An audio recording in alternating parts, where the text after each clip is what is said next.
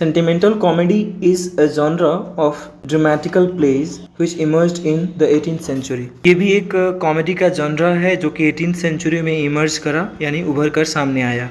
It spread as a reaction to the immortal tone of restoration plays in England. एक लोगों में एक अच्छा मैसेज देने के क्रम में कह सकते हैं ऐसा एक प्ले का जन्म हुआ. In this type of plays और इस तरह के प्लेज में the protagonists go through a series of moral trials. उसके साथ बहुत सारी ऐसी घटनाएं होती है जो नैतिक तौर पर कह सकते हैं सही होता है. These plays aimed to produce tears और इनका मकसद होता था कि आंसू लाना रेदर देन लाफ्टर, यानी हंसी से ज़्यादा इनका उद्देश्य होता था लोगों में आंसू लाना, सेंटिमेंट्स को प्रोड्यूस करना. This is done by a particular character और यह ऐसा किया जाता है एक पर्टिकुलर कैरेक्टर के द्वारा हु इज़ इधर स्ट्रिक्टली गुड, जो कि या तो पूरी तरह से अच्छा होता है या फिर पूरी तरह से बुरा होता है. Heroes have no faults, hero में कोई दोष नहीं होता, और बैड हैबिट्स, ना ही कोई बुरी आदत होती है. While villains are evil and immoral, जबकि उसके जो विलन्स होते हैं वो काफ़ी बुरे होते हैं और इमोरल यानी गलत भी होते हैं, अनैतिक भी होते हैं. Sentimental comedy represents the virtues of private life, ये निजी जीवन के गुणों को दिखाती हैं रेदर देन वाइसेस, यानी अवगुण से ज़्यादा ये गुण को दिखाती हैं. Mostly the characters are good, ज़्यादातर कैरेक्टर्स अच्छे होते हैं, एंड जेनरस और काफ़ी काइंड तरह के होते हैं, उदार होते हैं.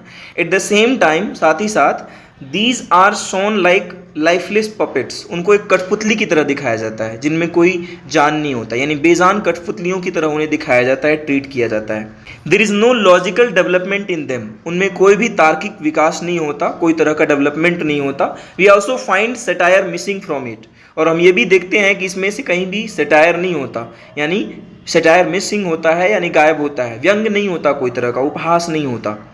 नीदर इट हैज़ विट, ना ही कोई समझदारी होती है, एंड ह्यूमर, ना ही ह्यूमर होता है, ना ही कोई तरह की हंसी होती है, ना ही कह सकते हैं कि कॉमिक टाइमिंग भी इसमें उतना नहीं देखने को मिलता है, जो कि दोनों ही महत्वपूर्ण एलिमेंट्स हैं. विट और ह्यूमर कॉमेडी का मेन एलिमेंट होता है, which are the major elements of comedies. ये दोनों ही गायब होते हैं. तो एक तरीके कहा जाए तो ये है ही नहीं कॉमेडी, एक ऐसा कॉमेडी जो कि कॉमेडी का इसमें कोई तरह के गुण ही नहीं पाए जाते हैं. As a result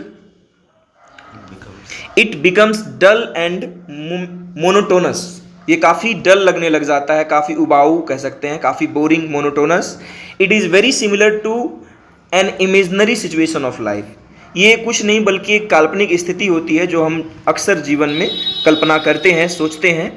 it was a portrayal of middle class life, और इसमें ना मिडिल क्लास लाइफ को दिखाया जाता था अक्सर.